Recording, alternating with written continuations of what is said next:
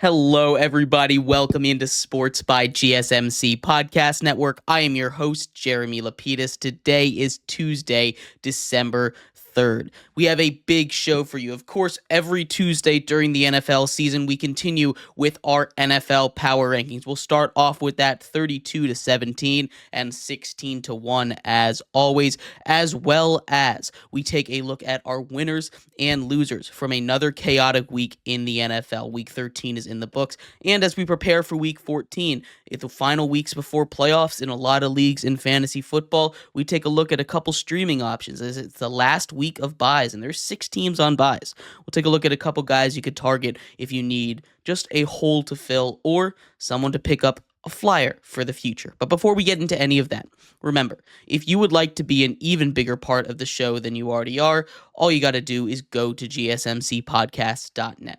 Or if you are on YouTube, you can use that super chat feature. If you do either of those two things, a message should pop up on the bottom of the screen for you, me, and everybody else around the world to see.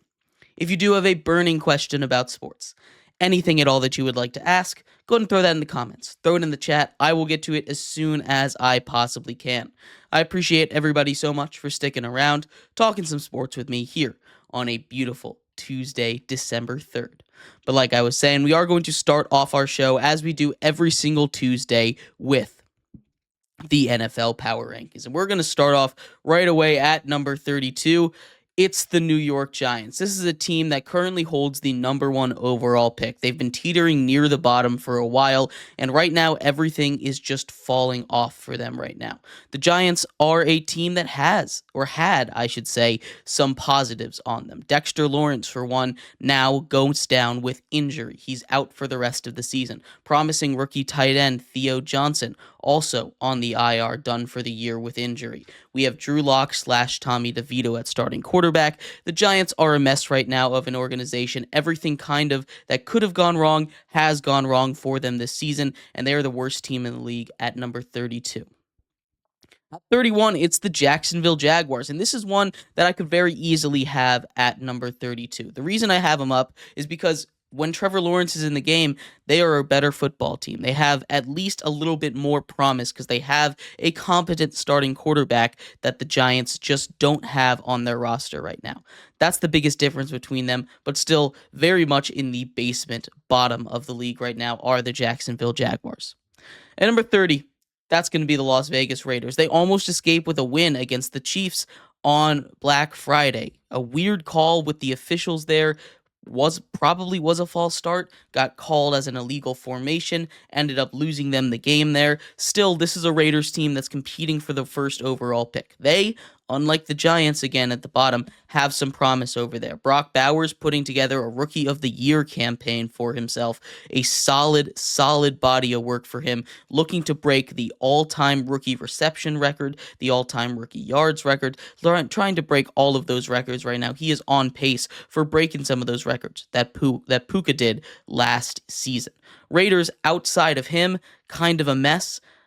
Maybe we saw a little bit of promise with Aiden O'Connell under center last week, but still there's not too much to like about this Raiders team. They're going to get a top 3 pick in the NFL draft this year, but they have Brock Bowers, so they got a little bit to work with there at number 30. The Titans at 29. This is a team that I think is actually a lot closer than a lot of the other teams that we've gone over so far. The Titans have an interesting decision to make at quarterback with Will Levis. Is he going to be the answer going forward? It's a toss-up. I'm not sure if he is, but also that's not the most pressing issue right now. The defense had been pretty good. They were the number 3 defense in the league heading into last weekend before getting absolutely thumped by the Commanders. That's probably going to go down, but still a solid defense when they get fully healthy. This is a Titans team that has a lot of pieces. They just need to find a way to get it to fit together. They've gotten flipped upside down in the wrong spot, but the puzzle is starting to come together, and I think you can see that for the Titans right now. At 28, it's the Jets. This is a team that just has its wheels falling off, right? Aaron Rodgers, I'm not sure if he has it anymore. He's come out there, and now there's talks of him being benched. I don't know if that's the right move for the Jets, who, even with him, are still losing games. The locker room is already bought out enough. It's just time to play out the season for the Jets and decide from there. Aaron Rodgers has talked about potentially retiring for about the fourth or fifth offseason in a row. We'll see what happens. I doubt he's a New York Jet after this season. Maybe he completes the Favre arc and goes back to Minnesota. But really, anything could happen with the New York Jets and Aaron Rodgers at this point. It's just an abysmal season. They're at 28. 27, it's the Cowboys. How about 2 straight wins for them? 2 straight division wins for them. They get the big win at home on Thanksgiving. Of course, that snaps their brutal home record. They had lost all 5 of their home games heading into that. Now they finally get a win. They had trailed by 20 points in 6 straight home games going back to the playoffs. They get rid of that curse right there. The Cowboys are playing much better defensively ever since Micah Parsons got back. The offense still is not really there. We saw CeeDee Lamb struggle with drops last game. It's still a Cowboys team that isn't good enough. But as long as they feast on the weaker teams on their schedule, they will still find a way to maybe be competitive in the NFC. Don't really see a way that they make it in, though. Still, Cowboys, 2 straight wins, pretty impressive. Way to get a little bit momentum for yourselves. They're at 27.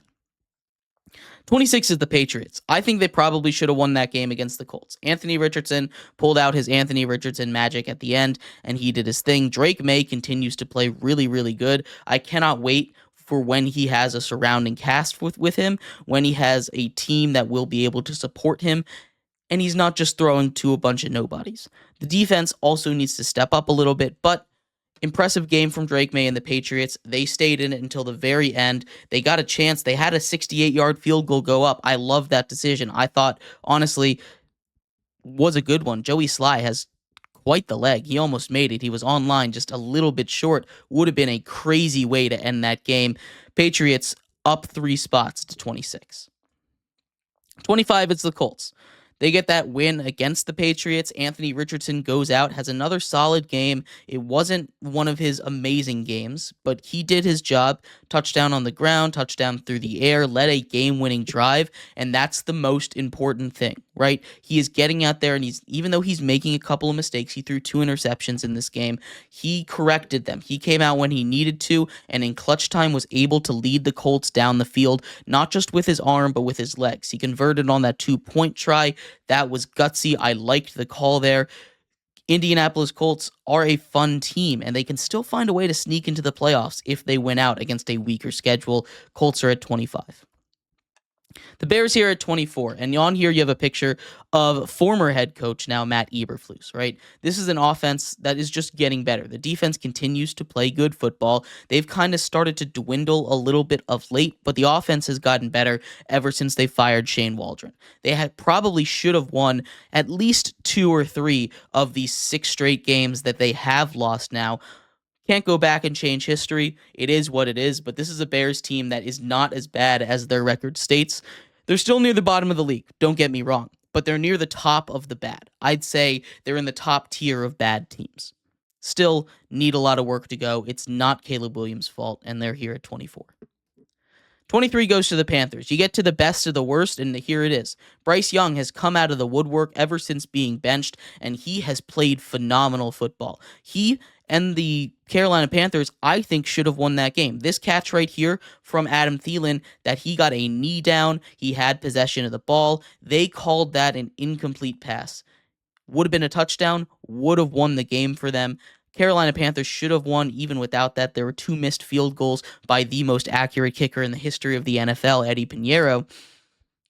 Panthers are a much, much better squad, and I think Bryce Young has given himself more time under Dave Canales. That's going to be a fun team in the future. They should have won that game. This is a touchdown. Carolina Panthers at 23. At 22, we have the Falcons. You want to talk about a disappointment of a team, it's these Atlanta Falcons. Their defense finally puts up a good performance. They have not put together a good performance in a very, very long time. Then Kirk Cousins goes out there and he throws 4 interceptions. They cannot catch a break. There is not a single time this season where they have had everything go right for them in a game. They have yet to have a fully healthy, fully consistent game from both sides of the ball. And the Atlanta Falcons, while they're still in first place in their division, are really in danger of missing the playoffs now, tied with the Bucs at 6-6 at the top. They have the tiebreaker after sweeping the season series, and that's a huge thing for the Falcons, but they need to get it together now, and they need to get it together quick. Maybe it's time for Michael Penix. Cleveland Browns at 21. We saw the most Jameis Winston game possible. That was a treat, right? Jameis Winston did his thing. 497 yards, 4 touchdowns, 3 interceptions. He did everything you need him to do. 2 pick sixes. That is the perfect, quintessential Jameis Winston game, and it was peak cinema. That is what you want to see. Now, if you're a Browns fan, maybe not. It was entertaining, it was fun to watch, but it's not winning football. And that's why Jameis Winston, in the grand scheme of things, is a career backup. He's going to be a guy that is fun to have on a team, fun to watch when he's not on your team, but you see the mistakes he made. He was leading a drive to get them back within 1 possession, throws a really awful interception at the goal line. 2 pick sixes to go along with that. This is just a Jameis Winston team that, you're going to be chaos. It's going to be chaos incarnate. You don't know what's going to happen. You might drop 30 points on one of the best defenses in the league, but then they'll drop 40 on your head as well. This is the opposite of what I thought would happen on Monday Night Football. It was a great time, but the Cleveland Browns still don't really have the answer. They're at 21. The Saints at 20, they lose a second game, this time to the Rams. They lose Taysom Hill as well, but they're showing some stuff. They're looking better than they were when they're looking better. They're looking a lot better now, a lot more competent since they fired their head coach, right? Alvin Kamara is starting to play better football. The defense is playing a little bit better. This is just a team that's not quite going to have the juice to make any real noise in the NFL. They just might play spoiler to a couple teams in their division. They're at number 20. At 19, we have the Cincinnati Bengals. I feel so bad for Joe Burrow right now. Joe Burrow is doing everything in his power to win football games. He's going out there dropping 38 points and losing to a Pittsburgh Steelers team that shouldn't have been able to put 40 up on you. That defense is atrocious. He is doing everything he can for this team. That they have put up 33 points or more in 6 games this season.